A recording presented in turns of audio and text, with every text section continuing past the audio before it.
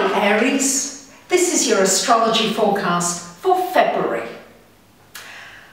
First thing to tell you is that Mercury goes retrograde on the 7th of this month. Mercury here right now in Pisces. So the first week of the month Mercury is retrograde in Pisces, and then for the last 2 weeks of the month he's going backward into your 11th house as well. So it's going to cover 2 houses of a Mercury retrograde.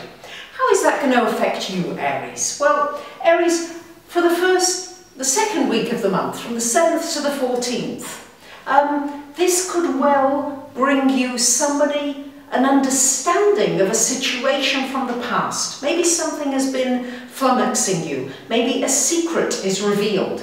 Information that you've been searching for. It could even be something as simple as losing keys or losing a document.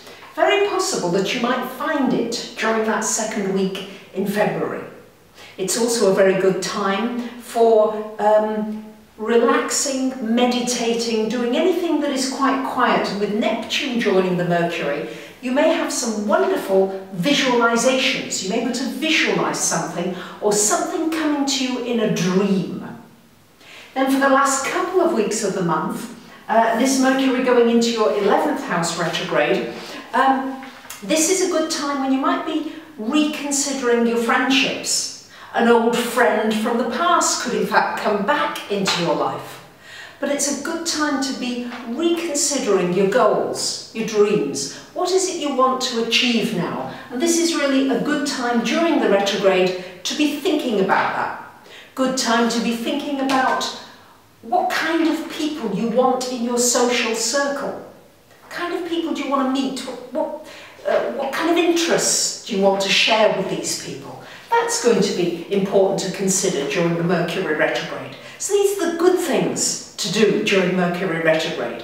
The main thing, of course, the usual things, try not to sign important contracts. If you do, make sure you read through them at least 3 times or more. Try not to buy any kind of computer or electrical equipment during the retrograde, because possibility is either it might need repairing, or there's always something that needs to be often repeated during a retrograde, because our thinking processes are not quite as clear as they are during a Mercury direct. A wonderful time for reflection and reassessment and relaxation during a Mercury retrograde. And on the 14th of February, on Valentine's Day, what could be nicer than a full moon in Leo, which is in fact the ruler of romance. And this full moon for you, Aries, is in your 5th house of romance. So this full moon on the 14th, it's time to bring romance into your life. Where can you bring that spark? Either into meeting someone new, which could happen for many of you, or in bringing some freshness into an existing relationship, or really shining a light on your creative abilities. What's different about you? Where can you bring a little bit of drama into your life, a bit of excitement? This is what this new moon in Leo is about, and it's about having fun, Aries. It's wonderful. It makes a very favourable energy to your sun. It's a fire sign. So really make sure you do something pleasurable that makes you feel that sense of excitement and exhilaration and enthusiasm. That's what this full moon in Leo wants to bring out of you. And you might do something with children, or you might bring out that child within, or both. We've got, for the first 3 weeks of the month, we've got this sun in the 11th house, which should be good for friendships, for connecting with new people, making new connections, maybe connecting with people in your community.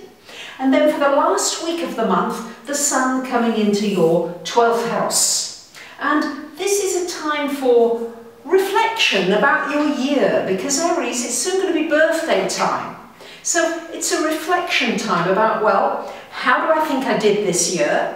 What are the things that I'm happy with? What are the things that I need to work on? And it's a reassessment time before the sun comes into the first house, and we're starting again, new beginnings, a new action. So that's what that really means. Now, Venus goes direct. Venus goes direct at the beginning of the month. So you may well, if you've been waiting for something connected with work, maybe an answer about a job or work, this could well come to you now. Venus goes direct, something coming back to you. Especially if you've put something in motion during the Venus retrograde. When it goes direct, something coming to you.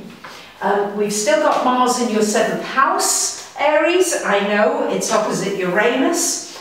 So many of you may be having certain relationship challenges where there may be certain frustrations. You may need to clear the air. For the last 2 weeks of the month, the most important thing here that's happening is that there's an exact square from this Jupiter to Uranus. It's exact for the last 2 weeks of the month. So you can expect maybe some demands maybe from the home, from family, as opposed to the things you want to do. Or you may be too much at home and too much isolated, and maybe you need to get out and about and push yourself out to do some new things. So it's about finding a balance here with this Jupiter energy in your 4th house, maybe wanting to stay comfortable, and the Uranus energy waking you up and saying, come on, let's go, let's try new things, new people, new ideas. So that's going to be the challenge, balancing those two vibrations for these last 2 weeks of the month. I will put the dates at the end of the video, so you'll see the important dates for those of you who are interested. And I wish you a great February. And thank you very much for listening. And as they say in Greek, whether it's morning, kalimera, evening, kalispera, or even the night, kalinichta. Bye for now.